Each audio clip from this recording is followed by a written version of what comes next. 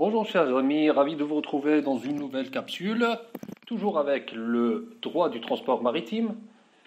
On va commencer par énoncer le plan de cette capsule. Donc on va s'intéresser à définir le connaissement selon les règles de Hambourg. C'est quoi un connaissement? Puis on va s'attarder sur l'étude des différents types de connaissements et bien évidemment ça, on va le faire succinctement. Commençons par le connaissement. C'est quoi un connaissement? Selon l'article 1er, alinéa 7 des règles d'Hambourg, c'est un document matérialisant le contrat de transport. On a déjà vu ça dans la capsule précédente. Il est conclu entre le chargeur et le transporteur. C'est un titre de propriété de la marchandise et il constate pour le transporteur la prise en charge de la marchandise plus son engagement de délivrer cette marchandise contre la remise du dit connaissement. Les types de connaissement maintenant. Il y en a 5. Un connaissement peut être reçu, un connaissement reçu pour embarquement, un connaissement embarqué, un connaissement nominatif, un connaissement à ordre ou bien un connaissement au porteur. Commençons par le connaissement reçu pour embarquement. C'est quoi ça? Tout simplement, c'est un connaissement avant l'embarquement, avant la mise à bord de la marchandise. Il constate la réception de la marchandise par le transporteur en vue de la transporter par mer. Ne garantit pas la mise à bord de la marchandise. Il doit être transformé en connaissement embarqué après la mise à bord de la marchandise, c'est-à-dire il est valable de la réception de la marchandise jusqu'à sa mise à bord. C'est-à-dire qu'il ne reste pas valable après la mise à bord de la marchandise. Il est valable seulement entre la réception de la marchandise par le transporteur et la mise à bord de la marchandise. À ce moment-là, il doit être échangé en connaissement embarqué. Directement on va voir le connaissement embarqué. Le connaissement embarqué, c'est un connaissement émis après la mise à bord de la marchandise et fait foi de la mise à bord de la marchandise. C'est une preuve que la marchandise a été mise à bord. Il est émis, bien évidemment, après l'embarquement. Il est échangé avec le connaissement reçu pour embarquement.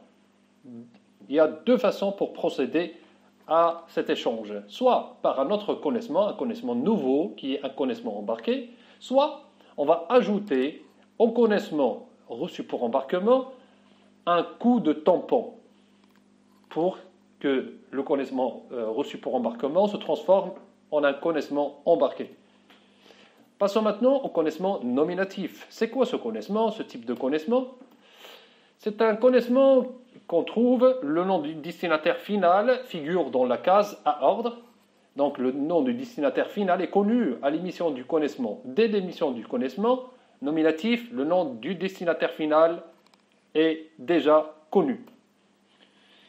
Ce type de connaissement n'est pas négociable et il n'est pas endossable.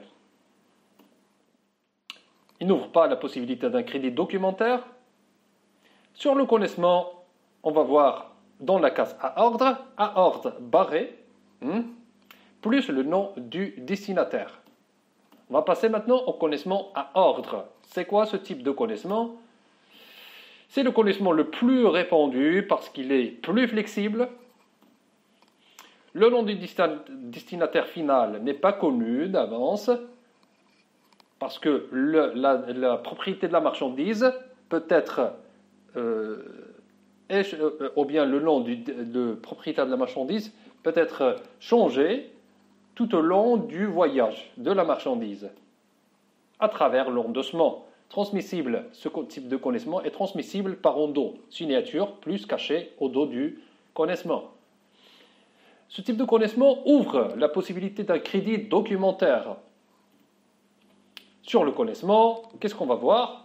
Dans la case du destinataire, on va voir à ordre, l'expression à ordre, qui n'est pas barrée, plus le nom du destinataire éventuel. Maintenant, on va passer au connaissement au porteur. C'est le connaissement le plus risqué. Pourquoi? Parce qu'il n'y a pas de nom du destinataire. C'est comme un chèque au porteur. Celui qui a le connaissement entre ses mains est réputé le destinataire, donc le propriétaire de la marchandise. Sur le connaissement, comment peut-on savoir qu'il s'agit d'un connaissement au porteur? Sur le connaissement, dans la case réservée au destinataire, on va voir un ordre qui n'est pas barré, plus le vide. Il n'y a aucun nom qui figure dans la case du destinataire. C'est pourquoi ce type de connaissement est risqué. C'est comme un chèque au porteur. Celui qui a le chèque entre ses mains est réputé le propriétaire du chèque ou bien le bénéficiaire du chèque. Merci beaucoup, chers amis, et à très bientôt avec une nouvelle capsule.